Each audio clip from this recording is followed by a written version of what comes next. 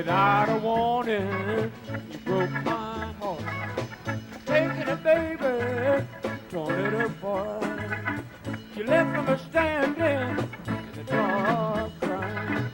Said your love for me was dying. So come on, baby, baby, please, begging you, baby, and I'm on my knees. Stand on your light, stand on me, stand on your love light, let it shine on me. Hey, let it shine, let it shine, let it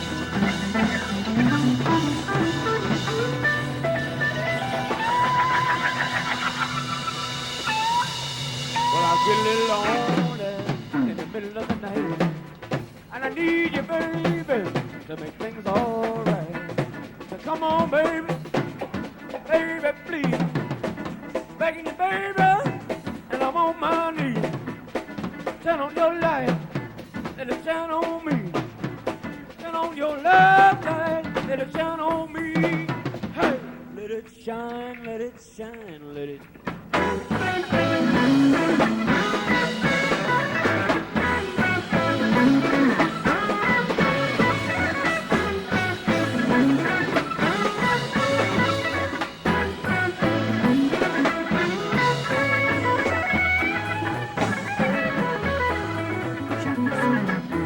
Working with others. Practical experience shows that nothing will so much ensure immunity from drinking as intensive work with other alcoholics.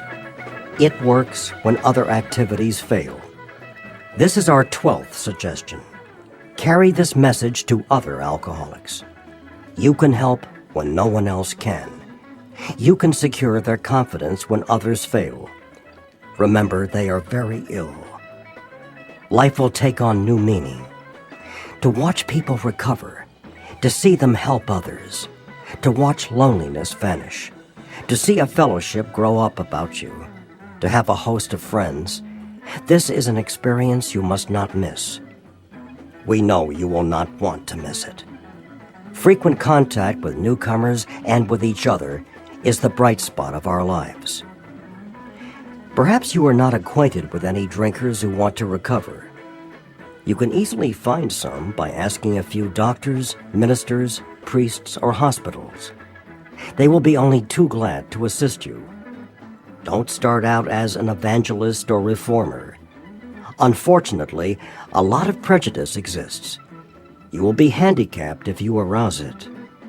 Ministers and doctors are competent, and you can learn much from them if you wish. But it happens that because of your own drinking experience, you can be uniquely useful to other alcoholics. So, cooperate. Never criticize. To be helpful is our only aim.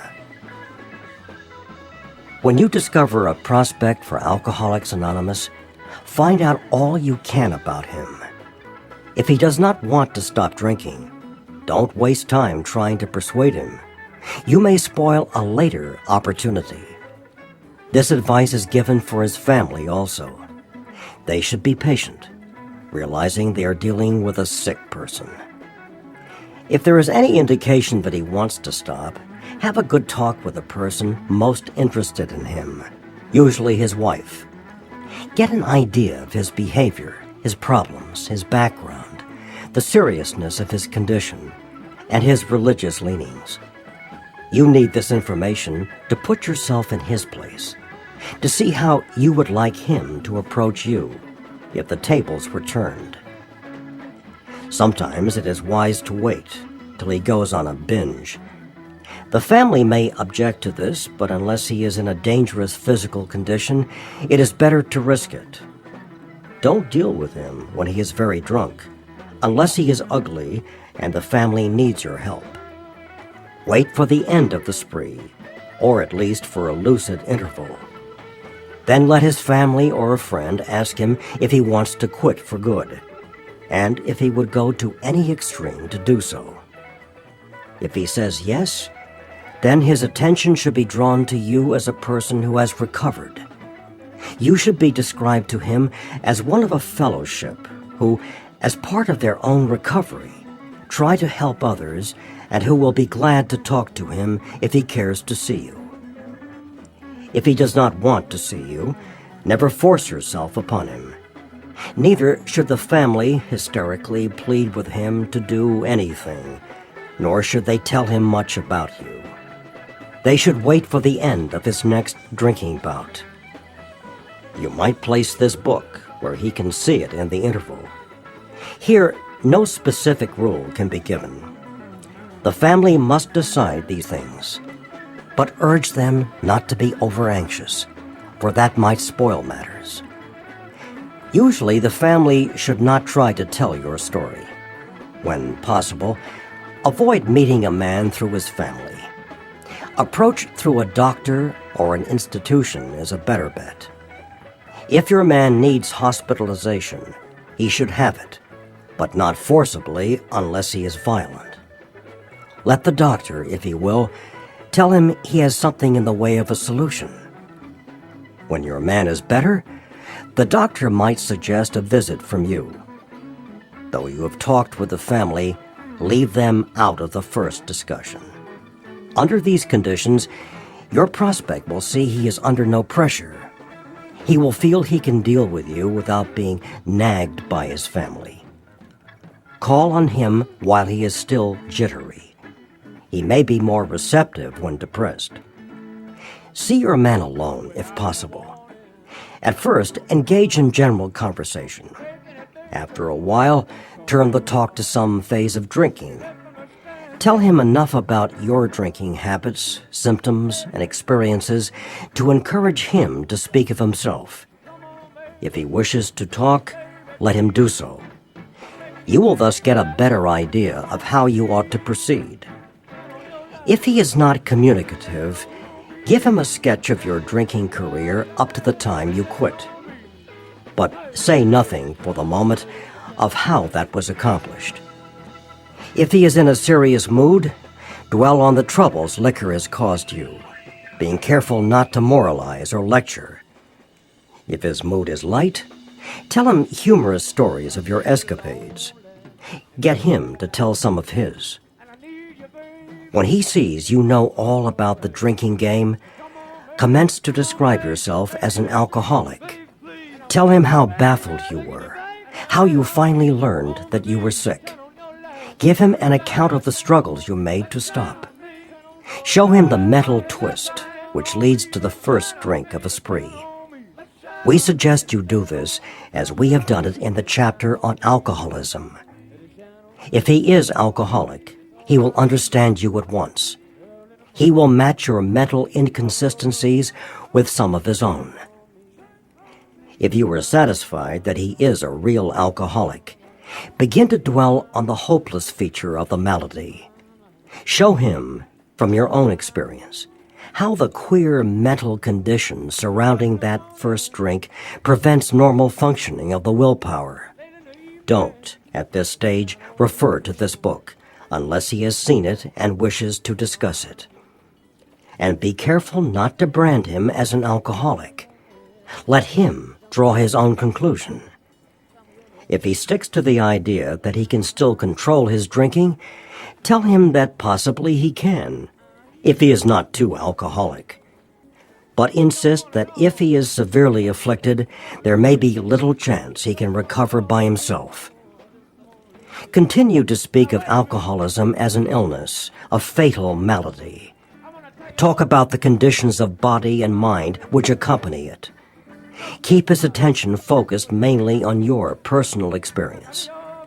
Explain that many are doomed who never realize their predicament. Doctors are rightly loath to tell alcoholic patients the whole story unless it will serve some good purpose. But you may talk to him about the hopelessness of alcoholism because you offer a solution. You will soon have your friend admitting he has many, if not all, of the traits of the alcoholic.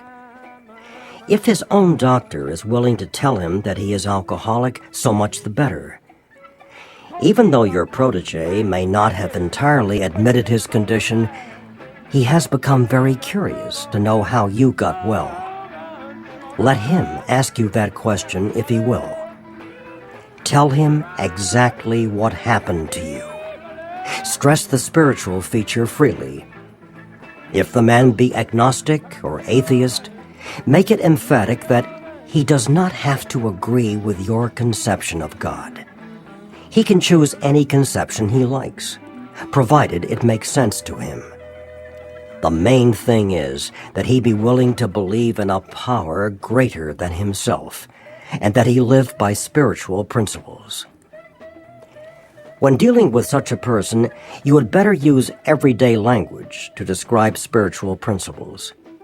There is no use arousing any prejudice he may have against certain theological terms and conceptions about which he may already be confused.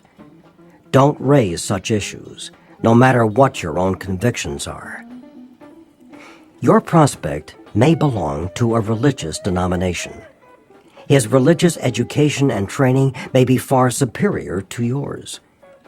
In that case, he's going to wonder how you can add anything to what he already knows. But he will be curious to learn why his own convictions have not worked, and why yours seem to work so well. He may be an example of the truth that faith alone is insufficient. To be vital, faith must be accompanied by self-sacrifice and unselfish constructive action. Let him see that you are not there to instruct him in religion. Admit that he probably knows more about it than you do, but call to his attention the fact that however deep his faith and knowledge, he could not have applied it, or he would not drink. Perhaps your story will help him see where he has failed to practice the very precepts he knows so well. We represent no particular faith or denomination.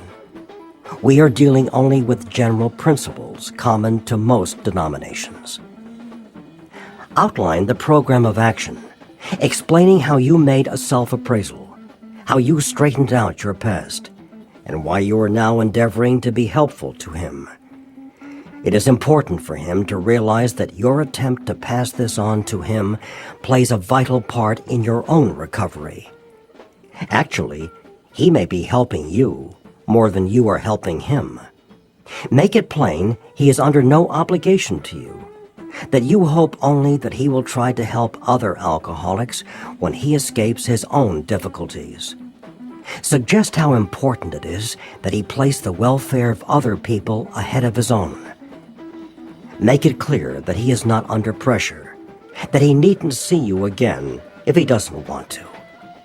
You should not be offended if he wants to call it off, for he has helped you more than you have helped him. If your talk has been sane, quiet, and full of human understanding, you have perhaps made a friend. Maybe you have disturbed him about the question of alcoholism. This is all to the good. The more hopeless he feels, the better. He will be more likely to follow your suggestions. Your candidate may give reasons why he need not follow all of the program. He may rebel at the thought of a drastic house cleaning, which requires discussion with other people. Do not contradict such views. Tell him you once felt as he does, but you doubt whether you would have made much progress had you not taken action. On your first visit, tell him about the Fellowship of Alcoholics Anonymous. If he shows interest, lend him your copy of this book. Unless your friend wants to talk further about himself, do not wear out your welcome. Give him a chance to think it over. If you do stay, let him steer the conversation in any direction he likes. Sometimes a new man is anxious to proceed at once, and you may be tempted to let him do so. This is sometimes a mistake. If he has trouble later, he is likely to say you rushed him. You will be most successful with alcoholics if you do not exhibit any passion for crusade or reform. Never talk down to an alcoholic from any moral or spiritual hilltop. Simply lay out the kit of spiritual tools for his inspection. Show him how they worked with you. Offer him friendship and fellowship. Tell him that if he wants to get well, you will do anything to help. If he is not interested in your solution, if he expects you to act only as a banker for his financial difficulties or a nurse for his sprees, you may have to drop him until he changes his mind. This he may do after he gets hurt some more. If he is sincerely interested and wants to see you again, ask him to read this book in the interval. After doing that, he must decide for himself whether he wants to go on. He should not be pushed or prodded by you, his wife, or his friends. If he is to find God, the desire must come from within. If he thinks he can do the job in some other way, or prefers some other spiritual approach, encourage him to follow his own conscience. We have no monopoly on God. We merely have an approach that worked with us. But point out that we alcoholics have much in common, and that you would like, in any case, to be friendly. Let it go at that. Do not be discouraged if your prospect does not respond at once. Search out another alcoholic and try again. You are sure to find someone desperate enough to accept with eagerness what you offer. We find it a waste of time to keep chasing a man who cannot or will not work with you. If you leave such a person alone, he may soon become convinced that he cannot recover by himself. To spend too much time on any one situation is to deny some other alcoholic an opportunity to live and be happy. One of our fellowship failed entirely with his first half-dozen prospects. He often says that if he had continued to work on them, he might have deprived many others who have since recovered of their chance. Suppose now you are making your second visit to a man. He has read this volume and says he is prepared to go through with the 12 steps of the program of recovery. Having had the experience yourself, you can give him much practical advice. Let him know you are available if he wishes to make a decision and tell his story. But do not insist upon it if he prefers to consult someone else. He may be broke and homeless. If he is, you might try to help him about getting a job, or give him a little financial assistance. But you should not deprive your family or creditors of money they should have. Perhaps you will want to take the man into your home for a few days. But be sure you use discretion. Be certain he will be welcomed by your family, and that he is not trying to impose upon you for money, connections, or shelter. Permit that, and you only harm him. You will be making it possible for him to be insincere. You may be aiding in his destruction rather than his recovery. Never avoid these responsibilities, but be sure you are doing the right thing if you assume them. Helping others is the foundation stone of your recovery. A kindly act once in a while isn't enough. You have to act the Good Samaritan every day if need be. It may mean the loss of many nights' sleep, great interference with your pleasures, interruptions to your business. It may mean sharing your money and your home, counseling frantic wives and relatives, innumerable trips to police courts, sanitariums, hospitals, jails, and asylums. Your telephone may jangle at any time of the day or night. Your wife may sometimes say she is neglected. A drunk may smash the furniture in your home or burn a mattress. You may have to fight with him if he is violent.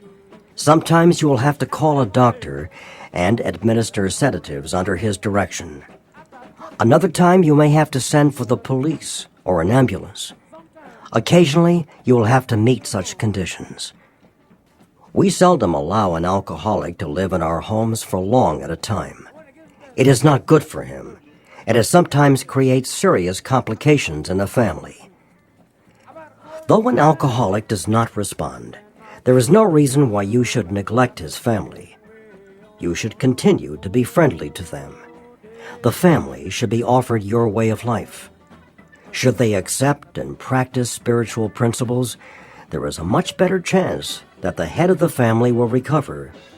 And even though he continues to drink, the family will find life more bearable. For the type of alcoholic who is able and willing to get well, little charity, in the ordinary sense of the word, is needed or wanted. The men who cry for money and shelter before conquering alcohol are on the wrong track. Yet we do go to great extremes to provide each other with these very things when such action is warranted. This may seem inconsistent, but we think it is not. It is not the matter of giving that is in question, but when and how to give. That often makes the difference between failure and success. The minute we put our work on a service plane, the alcoholic commences to rely upon our assistance rather than upon God. He clamors for this or that, claiming he cannot master alcohol until his material needs are cared for. Nonsense. Some of us have taken very hard knocks to learn this truth. Job or no job, wife or no wife, we simply do not stop drinking so long as we place dependence upon other people ahead of dependence on God. Burn the idea into the consciousness of every man that he can get well regardless of anyone. The only condition is that he trust in God and clean house. Now the domestic problem. There may be divorce, separation, or just strained relations. When your prospect has made such reparation as he can to his family and has thoroughly explained to them the new principles by which he is living, he should proceed to put those principles into action at home. That is, if he is lucky enough to have a home. Though his family be at fault in many respects, he should not be concerned about that. He should concentrate on his own spiritual demonstration. Argument and fault-finding are to be avoided like the plague. In many homes, this is a difficult thing to do, but it must be done if any results are to be expected. If persisted in for a few months, the effect on a man's family is sure to be great. The most incompatible people discover they have a basis upon which they can meet. Little by little, the family may see their own defects and admit them. These can then be discussed in an atmosphere of helpfulness and friendliness. After they have seen tangible results, the family will perhaps want to go along. These things will come to pass naturally and in good time, provided, however, the alcoholic continues to demonstrate that he can be sober, considerate, and helpful, regardless of what anyone says or does. Of course, we all fall much below this standard many times, but we must try to repair the damage immediately, lest we pay the penalty by a spree. If there be divorce or separation, there should be no undue haste for the couple to get together. The man should be sure of his recovery. The wife should fully understand his new way of life. If their old relationship is to be resumed, it must be on a better basis, since the former did not work. This means a new attitude and spirit all around. Sometimes it is to the best interests of all concerned that a couple remain apart. Obviously, no rule can be laid down. Let the alcoholic continue his program day by day.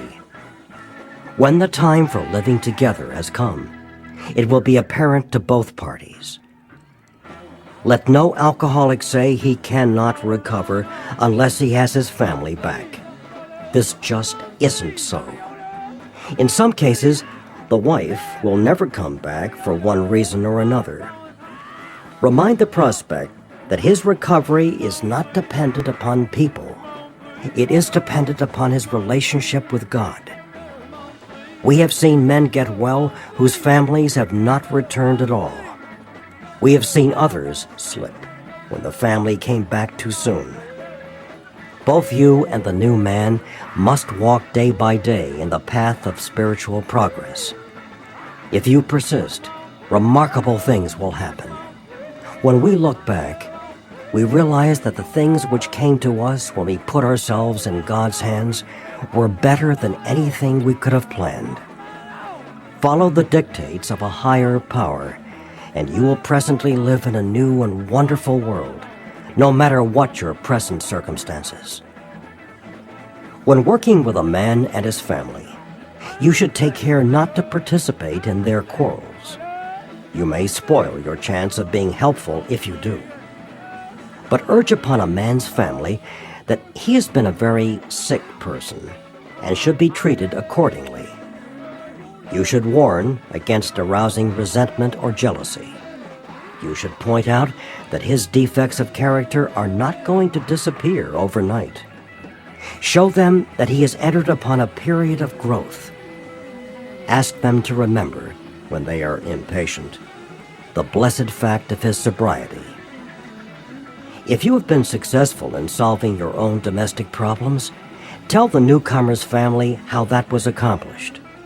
In this way, you can set them on the right track without becoming critical of them. The story of how you and your wife settled your difficulties is worth any amount of criticism. Assuming we are spiritually fit, we can do all sorts of things alcoholics are not supposed to do. People have said we must not go where liquor is served. We must not have it in our homes. We must shun friends who drink. We must avoid moving pictures which show drinking scenes. We must not go into bars. Our friends must hide their bottles if we go to their houses. We mustn't think or be reminded about alcohol at all. Our experience shows that this is not necessarily so. We meet these conditions every day. An alcoholic who cannot meet them still has an alcoholic mind. There is something the matter with his spiritual status.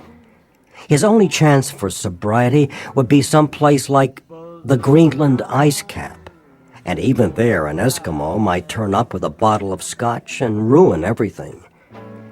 Ask any woman who has sent her husband to distant places on the theory he would escape the alcohol problem. In our belief, any scheme of combating alcoholism which proposes to shield the sick man from temptation is doomed to failure. If the alcoholic tries to shield himself, he may succeed for a time, but he usually winds up with a bigger explosion than ever. We have tried these methods. These attempts to do the impossible have always failed.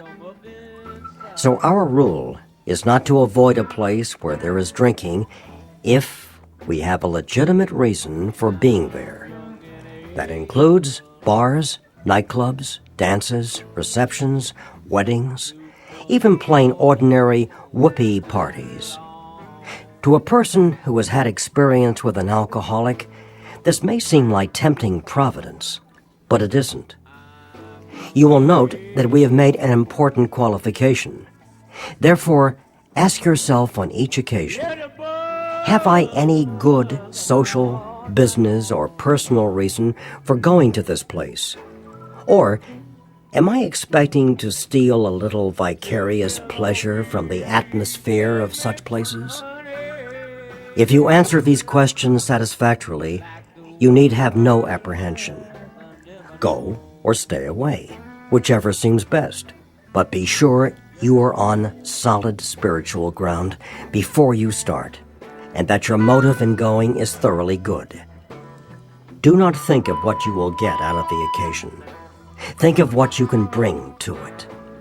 But if you are shaky, you had better work with another alcoholic instead. Why sit with a long face in places where there is drinking, sighing about the good old days?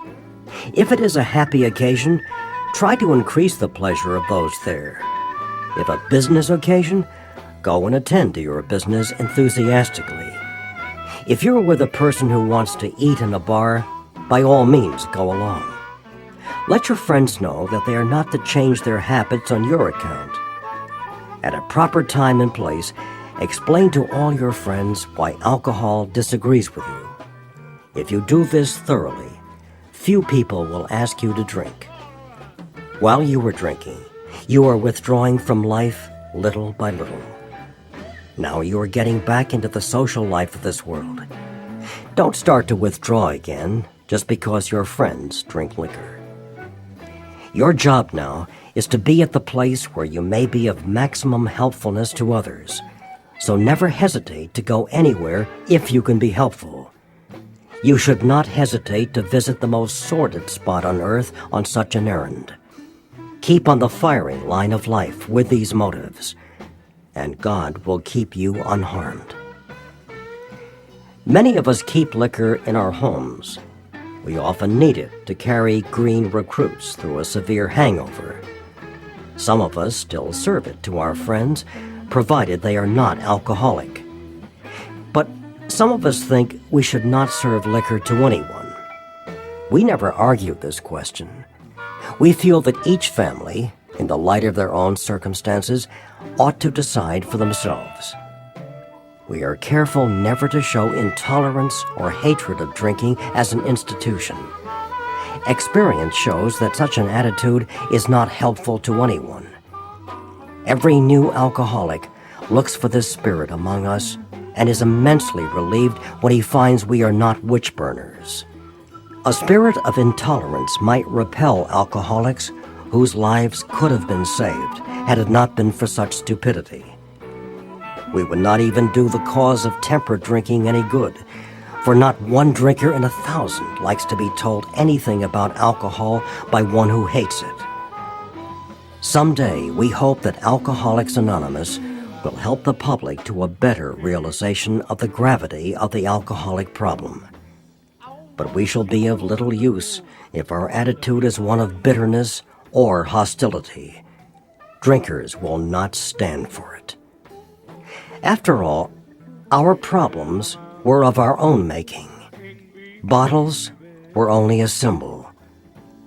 Besides, we have stopped fighting anybody or anything. We have to.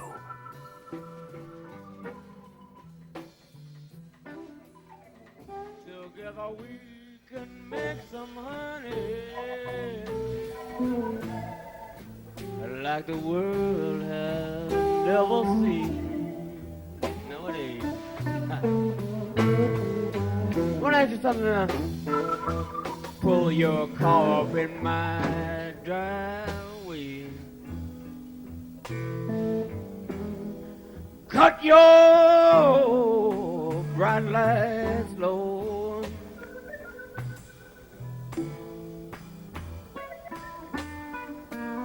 Pull your car up in my driveway, darling. Cut your bright lights low.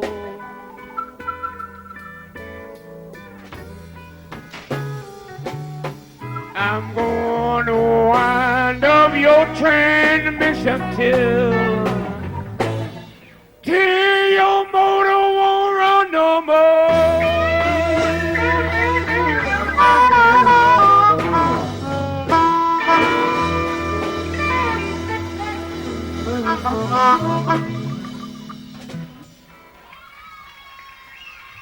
Thank you.